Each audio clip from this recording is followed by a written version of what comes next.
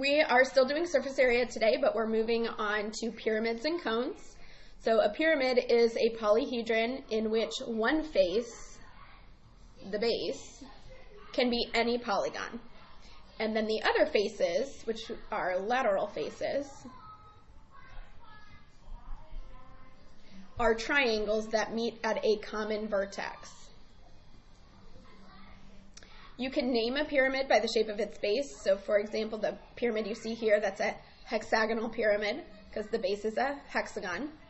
The altitude of a pyramid is the perpendicular segment from the vertex to the plane of the base. Okay? If your pyramid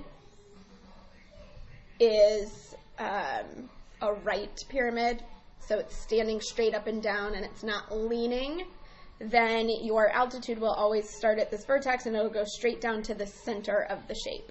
Okay? The height of the pyramid is the length of the altitude. So altitude, height, those are the same thing. You can use those words interchangeably. A regular pyramid is a pyramid whose base is regular. Okay? And remember, that just means that like all of the sides are the same length, and also all of the angle measures are congruent. And in a regular pyramid, the lateral faces are congruent isosceles triangles. Congruent isosceles triangles. So if your pyramid is a regular pyramid, each of the triangular lateral faces will be the same, and they're also isosceles, so like these two sides are congruent. Okay? Pyramids are going to have what's called a slant height, and we abbreviate that with a lowercase cursive L. And a slant height is the length of the altitude of a lateral face. Okay, so basically whatever the height of this triangle is, that is the slant height of our shape. It's really exactly what it sounds like. It's the height of the slanted face, okay? The height of that triangle. Okay, in this book, you get to assume that a pyramid is regular unless they tell you otherwise. Okay, lateral area is going to be the sum of the areas of the lateral faces. And then the surface area is the sum of the lateral area and the base.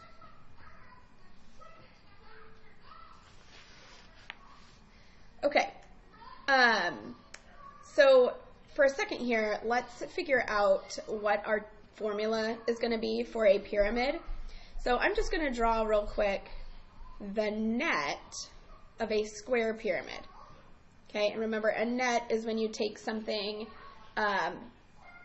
and lay it out flat. So you take your pyramid, you kind of cut it open and lay it out flat.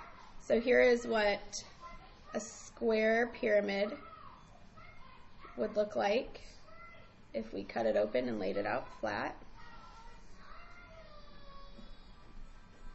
My drawing is not perfect, but you get the idea. Okay. If I wanted to find the lateral area, that would be the area of this triangle plus this triangle plus this triangle plus this triangle. And to find the area of a triangle, we always do 1/2 base times height. Okay. The height of the triangle, though, remember, is the slant height of our shape. Okay. And the base of our triangle is a side length. So we'll call it S for side. So if I wanted to find the area of this triangle, I would do 1/2 the base times the height, or 1/2 SL. Okay? And then since there are 4 of those triangles, I would multiply that by 4. Okay? 4S, so the side length times 4, that's really just our perimeter. So 4S, I'm going to change that to P for perimeter. The L I'm going to put here, and the 1/2 I'm going to put here. Okay? So the lateral area of a regular pyramid would be 1/2 the perimeter times the slant height, 1/2 PL. And then surface area will be that lateral area plus the area of the base. Okay? All right, so let's give that a try. We're going to find the surface area of this pyramid. So surface area is 1/2 PL plus B. Okay, our perimeter is going to be 6 times 6 sides, so 36 inches. Our slant height has been given to us. It's 9 inches. And then we need to find the area of the base. And our base is a hexagon, so we'll do 1/2 PA. Perimeter is still 36. And the apothem, we do not have to figure it out. They already gave it to us. The apothem is 3 square root 3. Okay, so I'm going to do 0.5 times 36 times 9. I get 162 inches squared. Over here, I'm going to do 0.5 times 36 times 3, and I get 54 square root 3 inches squared. So that's my exact answer, and that would be approximately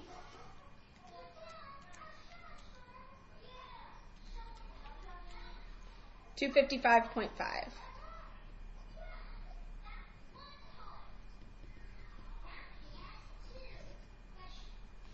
Okay. So let's move on to the next page. We'll give another problem a try here. Okay, so I'm going to write down my formula again.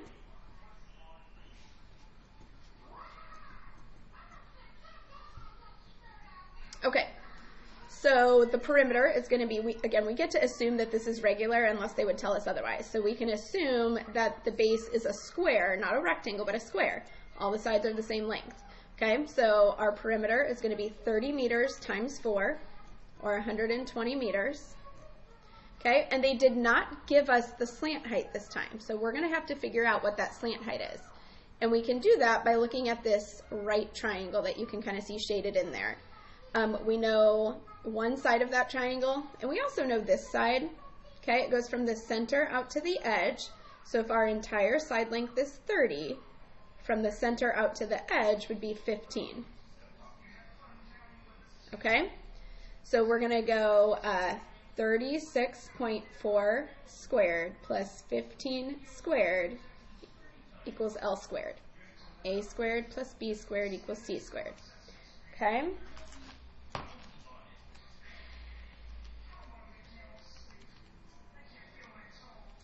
So we get 1,324.96 plus 225 equals L squared. So we get 1,549.96 equals L squared.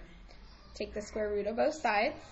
And remember, we never want to round in the middle of a problem. That's like a huge math lesson that I want you to learn this year. You never should round in the middle of a problem. You wait till the very end to round, okay? And the reason for that, guys, is if you round in the middle of a problem and then use that rounded answer to calculate other things, you keep getting further and further away from what the actual answer is, okay? So our slant height is going to be the square root of 1,549.96. Okay? And then the area of the base, so hold on, right here, I'm just going to go ahead and write L equals square root.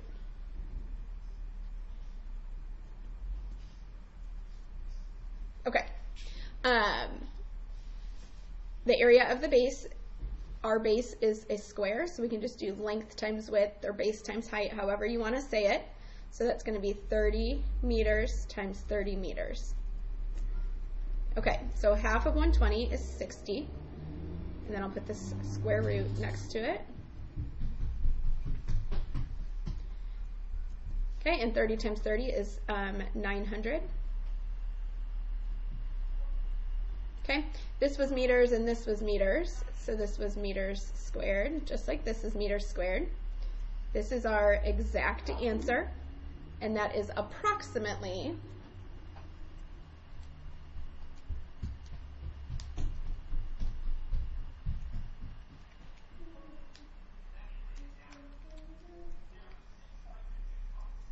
3,262.2.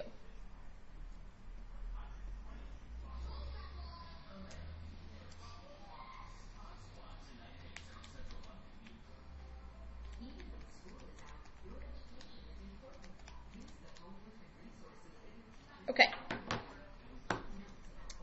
Now we're going to move on to cones. Okay, a cone is a solid that has one base, which is a circle, and a vertex that is not in the same plane as the base. So you guys know what cones are, ice cream cones, etc. Okay, so we've got cones down here. Their base is always a circle. In a right cone, okay, again, remember when we say a right cone, we mean that's a cone that's standing straight up and down. It's not leaning over. So in a right cone, the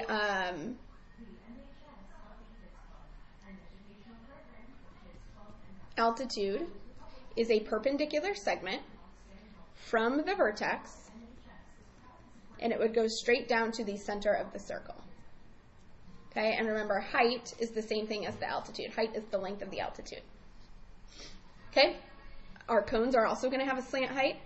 That's the distance from the vertex to a point on the edge of the base. So this is your slant height. Okay. In this book, we can assume that a cone is right or standing straight up and down unless they tell us otherwise, or it's pictured as definitely leaning over. Okay, so I'm not going to derive the formulas with you guys because it's pretty complicated, and with us not being in person, I think I'm just going to give you the formula and not worry about the derivation, like how we got it. Basically, though, I do want you to at least be able to picture what the net of a cone would look like. So if you, I always picture like those drumsticks that you can get from the ice cream man. They've got the little wrapper on the cone that you could unwrap. This is what that wrapper would look like. So when you take a cone and cut it, okay, and then unroll it, this is what it looks like. It's a sector of a circle. That was something also that we kind of breezed over in the last chapter. So another reason we're not gonna derive this. Okay, but basically it's part of a bigger circle. Okay, and then of course you would also have the base, which is a circle. So the lateral area of a cone is, again, we call this a sector. Okay, and then the surface area is the sum of the lateral area and the base. Okay, and your formula is pi RL for the lateral area, and then when you add on the base, we don't have to do capital B this time because we know that our base is always going to be a circle. With pyramids, your base could be a square, or it could be a triangle, or it could be a hexagon. That's why we use capital B, because it says find the area of the base. Your base could be a lot of different things. But with surface area, or sorry, with cones, you know that your base is going to be a circle. So instead of writing capital B here, we're just going to go pi r squared, because that's how you find the area of a circle. So surface area of a cone is pi RL plus pi r squared. Okay, so let's work out a couple of problems then. So example 3, surface area, we're going to do pi RL plus pi r squared.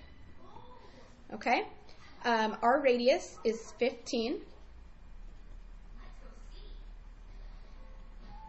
Your slant height is 25. I know those numbers are kind of hard to read. Okay, and again, our radius is still 15. Okay, so pi RL plus pi r squared. 15 times 25 is 375 pi. Okay, and then 15 squared is 225. Okay, and you add those together, you get 600 pi centimeters squared. So that is our exact answer, and that would be approximately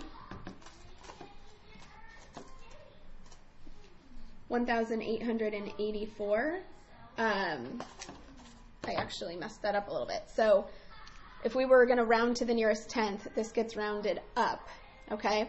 So it actually becomes 1,885, and we're rounding to the nearest tenth, it's 0.0, okay? 1,885.0. And then let's go ahead and do example 4.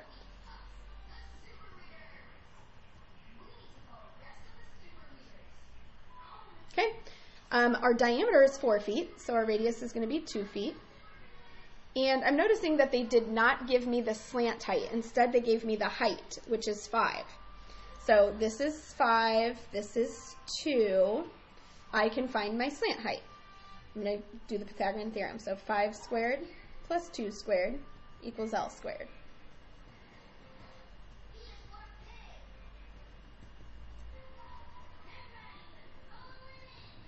Okay, and this doesn't come out nicely, so we're just going to leave it as the square root of 29. Again, we never round in the middle of a problem. Okay, our units are feet.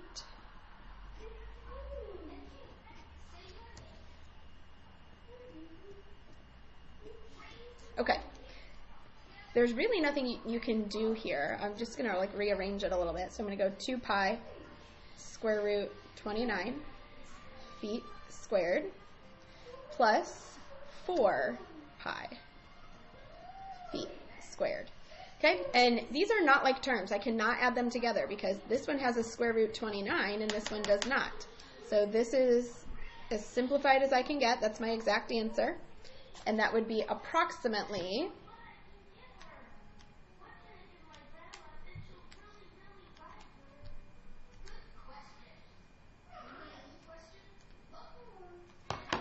46.4 feet squared. I'm going to double check myself on that one really quick.